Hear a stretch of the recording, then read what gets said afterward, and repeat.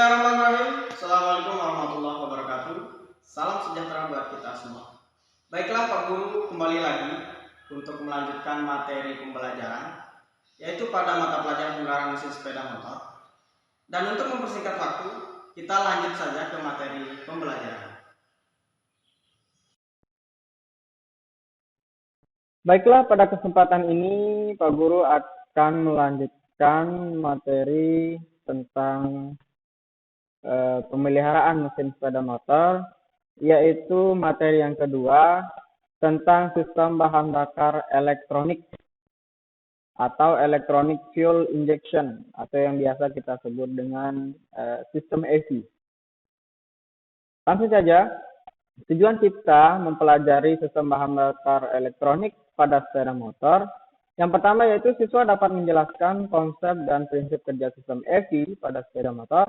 Yang kedua, siswa dapat menjelaskan komponen-komponen sistem EV pada sepeda motor. Dan yang ketiga, siswa dapat menjelaskan perawatan sistem EV pada sepeda motor. Langsung saja, kita tidak usah berlama-lama. Sistem electronic fuel injection adalah sebuah sistem penyuplai bahan bakar ke dalam ruang pembakaran dengan cara menyemprotkan atau menginjeksikan bahan bakar yang cara kerjanya dikendalikan secara elektronik oleh ECU atau Electronic Control Unit atau juga Electronic Control Module atau ECM agar didapatkan nilai perbandingan campuran bahan bakar yang sesuai dengan kebutuhan sepeda motor. Pada sepeda motor, ada beberapa variasi nama untuk sistem ASI tergantung merek dari sepeda motor itu sendiri. Yang pertama misalkan PGM-FI atau Programmed Fuel Injection. Ini digunakan untuk sepeda motor bermerek Honda. Yang kedua YMZ-FI, Yamaha Mixture Jet Fuel Injection. Nah, ini digunakan pada sepeda motor bermerek Yamaha. Kemudian EGI, Electronic Gasoline Injection.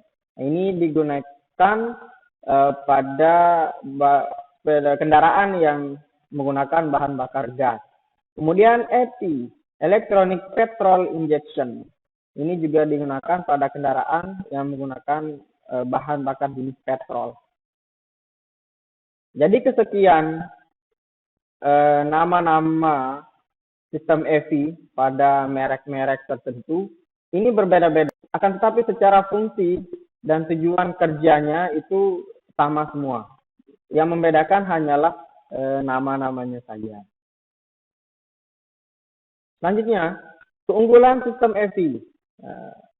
Jadi untuk yang sekarang ini kita banyak melihat keluaran-keluaran terbaru ini sudah menggunakan sistem elektronik. Tujuannya apa? Yang pertama yaitu dapat meningkatkan unjuk kerja dan tenaga mesin power yang lebih baik. Jadi tujuan pertamanya itu agar power kerja dari sepeda motor itu lebih baik. Yang kedua, akselerasi yang lebih baik pada sistem putaran mesin. Jadi yang kedua, akselerasi itu didapat baik pada setiap putaran mesin, putaran idle, putaran menengah maupun akselerasi.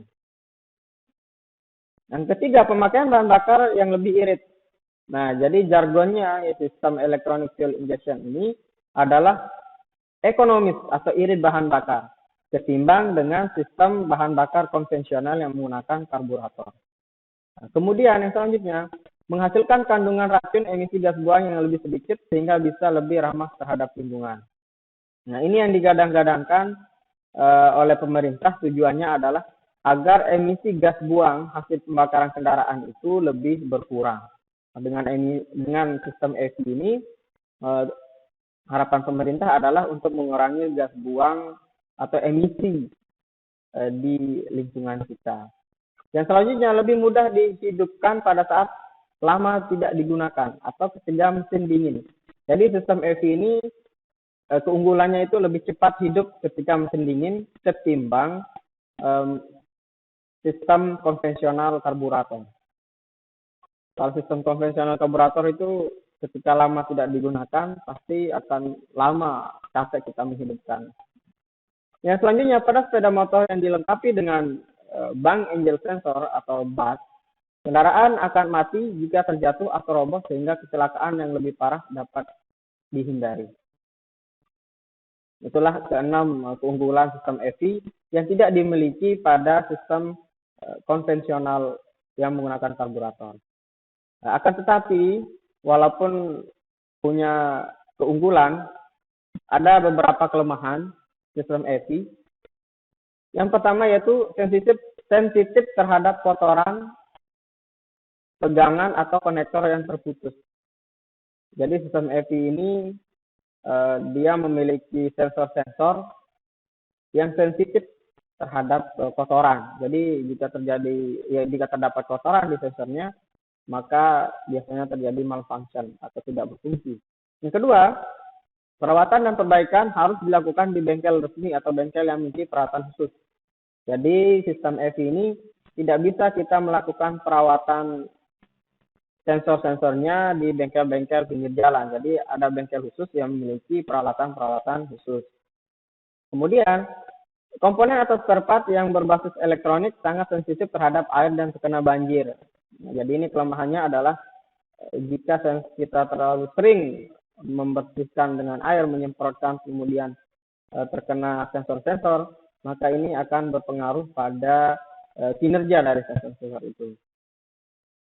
Nah, konstruksi dasar sistem EV secara umum konstruksinya dapat dibagi menjadi 3. Yang pertama, sistem bahan bakar atau fuel system. Ini adalah sistem yang bertugas menyediakan campuran bahan bakar dan udara yang sesuai dengan kebutuhan. Kemudian yang kedua, sistem kontrol elektronik atau electronic control system. Ini adalah sistem yang memperhitungkan dan memutuskan segala sesuatu berdasarkan masukan yang diberikan oleh sensor. Yang selanjutnya adalah sistem induksi atau sistem pemasukan udara atau air induction system. Ini adalah sistem yang menyediakan udara sebagai campuran bahan bakar di dalam ruang pembakaran. Jadi perlu diingat perbedaan antara sistem karburator dengan sistem EV ini.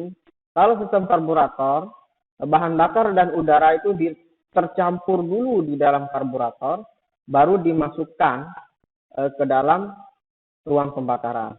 Nah, sedangkan di sistem EV, udara dialirkan melalui saringan udara, kemudian injektor atau aktuator menyemprot bahan bakar di intake manifold atau di atas manifoldnya. Jadi proses pencampurannya itu berada di intake manifold sebelum masuk ke ruang pembakaran. Selanjutnya, sistem kontrol elektronik. Nah, jadi di dalam sistem kontrol elektronik atau dalam sistem EV itu ada 3 hal yang memegang peranan penting dalam terwujudnya kesempurnaan kerja mesin.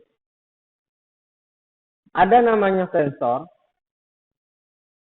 Ini adalah sensor-sensor. Ada namanya kontrol atau pengontrol. Kemudian ada namanya aktuator. Nah, pada kesempatan ini kita akan membahas satu persatu. Nah, sensor. Sensor pada sistem EV adalah sebuah komponen yang berfungsi memberikan informasi terkait kondisi sepeda motor atau kerja mesin secara keseluruhan. Nah, jadi sensor pada sepeda motor yang sudah menggunakan sistem EV itu fungsinya adalah memberikan informasi terkait kinerja mesin secara keseluruhan. Nah, di sini terdapat ada beberapa sensor, ada 8 sensor yang menyokong sistem EV pada kendaraan, terutama sepeda motor. Yang pertama ada sensor MAP atau MAP sensor atau Manifold Absolute Pressure sensor. Yang kedua ada IAT sensor atau Intake Air Temperature sensor. Yang ketiga ada TPS sensor atau Throttle Position sensor. Yang keempat ada EOT sensor atau Engine Oil Temperature sensor. Yang kelima ada BAS sensor atau Bank Angel sensor. Yang keenam ada CKP atau Crankshaft Position sensor. Yang ketujuh ada ECT Engine Coolant Temperature sensor. Dan yang kedelapan ada oxygen sensor atau O2 sensor. Pada kesempatan ini kita akan membahas satu persatu terkait sensor-sensor tersebut. Yang pertama, MAP sensor atau Manifold Absolute Pressure Sensor. Ini adalah komponen pada sistem EPI yang berfungsi untuk mengetahui atau mengukur besar kecilnya tekanan udara pada intake manifold. Jadi yang mengukur jumlah udara yang masuk melalui intake manifold itu diukur oleh MAP sensor, Manifold Absolute Sensor. Yang selanjutnya manifold ini akan mengirim sinyal informasi ke ECU-nya atau Electronic Control Unit-nya. Yang kedua ada IAT sensor atau Intake Air Temperature Sensor. Nah, ini adalah komponen sistem EPI yang berfungsi memberikan sinyal ke ECU berupa informasi deteksi tentang suhu udara yang masuk ke intake manifold. Jadi posisi IAT sensor, throttle position sensor, dan manifold absorber pressure ini di satu posisi, yaitu berada di throttle body. Jadi di sini ada 3 sensor. Yang kedua ada intake air temperature sensor. Intake air temperature sensor ini mengukur tekanan udara atau suhu udara yang masuk melalui intake manifold. Yang selanjutnya, suhu udara ini akan dikirim ke ECU untuk ditransmisikan. Selanjutnya ada TPS sensor atau throttle position sensor. Ini adalah salah satu sistem EPI yang berfungsi untuk memberikan sinyal ke ECU berupa informasi tentang posisi bukaan katup gas. Nah, jadi di posisinya dia di sini, throttle position sensor ini, dia berfungsi adalah untuk mendeteksi sudut bukaan dari katup gas. Jadi seberapa derajat pengendara itu membuka atau mengegas katup gas, itu akan terdetek oleh TPS atau throttle position sensor, kemudian akan dikirim ke ECU. Selanjutnya ada sensor EOT sensor atau Engine Oil Temperature Sensor. Ini adalah sensor pada sistem EPI yang memberikan sinyal ke Electronic Control Unit berupa deteksi tentang suhu oli mesin. Jadi ini mendeteksi suhu oli mesin pada sepeda motor. Kemudian setelah dideteksi suhunya berapa, kemudian dikirim ke ECU. Selanjutnya Bang Angel Sensor. Ini adalah komponen pada sistem EPI yang berfungsi untuk mendeteksi sudut kemiringan kendaraan. Fungsinya juga sebagai pengaman saat kendaraan terjatuh dengan sudut kemiringan minimal sekitar 55 derajat. Jadi di sini fungsinya Bang Angel Sensor ini ketika kendaraan itu terjatuh melebihi 55 derajat, maka secara otomatis mesin akan mati. Kemudian ada CKP sensor atau Crank Position Sensor. Ini adalah komponen sistem EPI yang berfungsi untuk mendeteksi jumlah putaran poros engkol dan untuk menentukan posisi titik mati atas pada saat pengapian. Di ini CKP ini perannya sangat penting ya, karena mendeteksi putaran poros engkol atau putaran RPM sepeda motor. Kemudian dia juga mendeteksi posisi dari titik mati atas untuk memberikan waktu pengapian pada sepeda motor. Tujuannya biar waktu pengapiannya itu tepat. Dan selanjutnya ada ECT sensor atau Engine Coolant Temperature Sensor.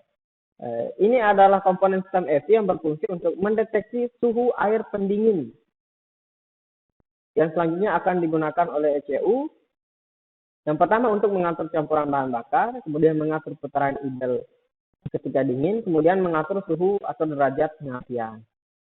Jadi sensor ECT ini khusus pada sepeda motor yang sudah menggunakan pendinginan air atau menggunakan air radiator coolant.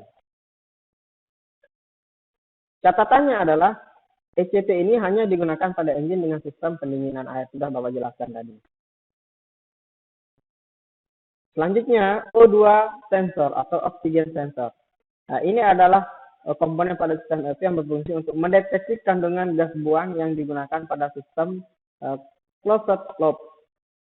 Jadi seperti yang Bapak jelaskan di awal tadi, salah satu kelebihan dari sistem EV yaitu dia memiliki oksigen sensor. Jadi ketika oksigen sensor ini mendeteksi bahwa kandungan emisi yang banyak di gas pembakaran, maka oleh ECU akan memerintahkan aktuator untuk menyemprot atau menginjeksikan bahan bakar dikurangi untuk mengurangi emisi gas buangnya. Jadi itu pertemuan kita pada kesempatan kali ini. Kita akan melanjutkan membahas pada pertemuan selanjutnya yaitu terkait dengan controller dan juga aktuatornya. Tadi Pak Guru telah menyampaikan materi tentang pemeliharaan mesin sepeda motor pada subkompetensi pemeliharaan sistem bahan bakar elektronik atau EV. Sebelum Pak Guru menutup, Pak Guru selalu berpesan untuk mengikuti protokol kesehatan dengan mengingat 3 pesan Ibu: mencuci tangan, memakai masker, dan menjaga jarak. Cukup sekian. Wassalamualaikum warahmatullahi wabarakatuh. Salam sejahtera buat kita semua.